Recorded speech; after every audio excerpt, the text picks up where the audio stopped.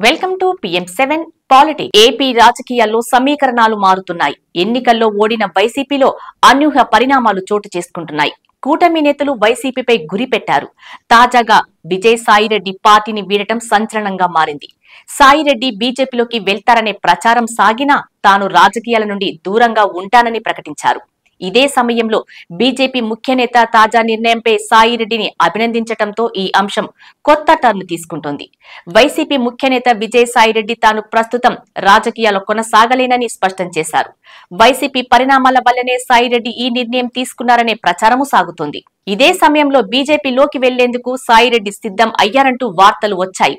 కానీ కొంతకాలం ఆగితేనే అసలు నిజం బయటపడేదని అంటున్నారు రాజకీయ విశ్లేషకులు.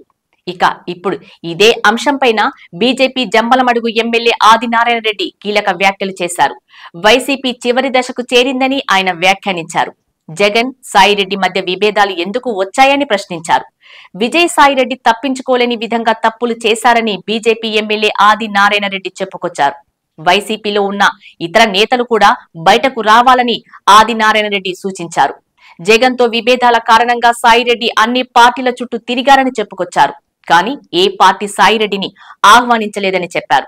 వైసీపీ నుండి బయటకు వచ్చినందుకు సాయిరెడ్డిని హృదయపూర్వకంగా అభినందిస్తున్నట్లు వెల్లడించారు. వివేక హత్యపై ఆయన నిజాలు చెప్పారని పేర్కొన్నారు.